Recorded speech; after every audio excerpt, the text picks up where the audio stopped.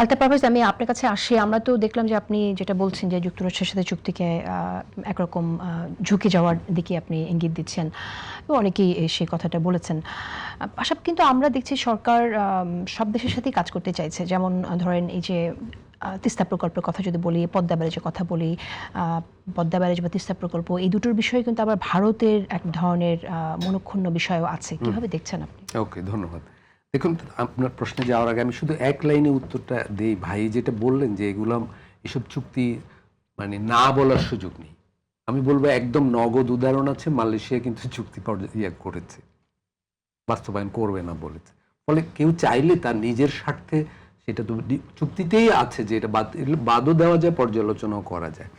আর আমরা যখন ভারতের সাথে বিগত সরকার চুক্তি করেছে, আমরা এগুলোকে বলেছি দেশ বিক্রি হয়ে গেল। কিন্তু এখন তো কেন বলবো না?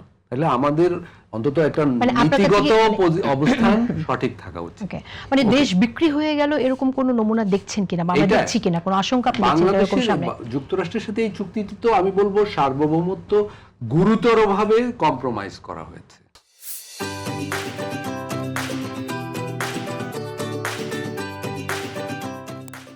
আমি আর বিস্তারিত এখানে বলবো না, আমি আপনার পরের উত্তরে যাচ্ছি। দেশের নিজের ডিসিশন নেয়ারই ক্ষমতা নেই না, ওইটা এবং পত্রপত্রিকাগুলো বিস্তারিত বেরিয়েছে।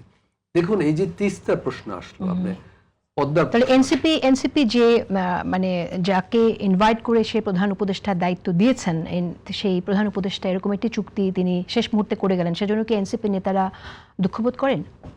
না, এটার জন্য জাতির কাছে অনুতপ্ত। খুবই হাস্যকর একটা প্রশ্ন। কেন হাস্যকর প্রশ্ন? নেতারা কি আসলে ডক্টর ইউনূস সরকারকে মানে সমর্থন দিয়েছে? আর কোন দলকে সমর্থন দেয়? প্রধান উপদেষ্টা বলেছে যে প্রধান উপদেষ্টা নিয়োগকর্তা এনসিপি না, এনসিপি না। আপনি একটু ঠিক করে বলেছেন যে আপনার বুঝতে হবে গণ অভ্যুত্থানের পরবর্তী সময়ে বৈষম্য বিরোধী ছাত্র আন্দোলন এবং এনসিপি তারও অনেক পরে গঠিত হয়েছে। তো সুতরাং এনসিপির নেতারা এটা বলবেন না আপনি। এনসিপির নেতারা এটা হচ্ছে আপনি অ্যাভয়েড করে যাওয়ার জন্য কুইক একটা কমেন্ট হয়ে যায়, সুপিং কমেন্ট হয়ে যায়, যত দোষ না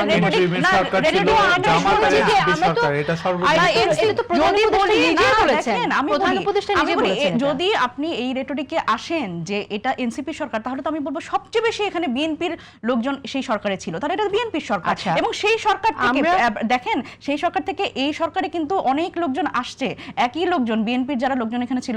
আমি আপনাকে বললাম যে প্রধান উপদেষ্টাকে নিয়ে কথা হচ্ছে, কারণ তিনি অন্তত এই কথাটা বলেছেন যে তাকে বলবেন না, তাহলে আমরা তো কথা বলছি প্রধান উপদেষ্টা নিয়ে। কারণ প্রধান উপদেষ্টা তো চুক্তিটা শুধুমাত্র প্রধান উপদেষ্টা না, প্রধান উপদেষ্টাকে কি শুধুমাত্র ছাত্ররা বসিয়েছে, কিন্তু অন্য কোন দলের কি তারা সাপোর্ট পায়নি? রাজনৈতিক সারা বাংলাদেশের মানুষের ছাত্ররা সাপোর্ট প্রপোজ করেছিল এবং প্রধান উপদেষ্টা বলেছে যে প্রধান উপদেষ্টা নিয়োগকর্তা এই ছাত্রদের অর্থাৎ নাহিদ ইসলামদের কথা উল্লেখ করে হচ্ছে। মনিরা শারমিন, যখন আসলে কোনো সরকারে কোনো গুরুতর কোনো বিষয় ঘটে, সেটা ভালো হোক খারাপ হোক, সরকার প্রধানের উপরেই বর্তায়, সেই জায়গা থেকে প্রশ্নটা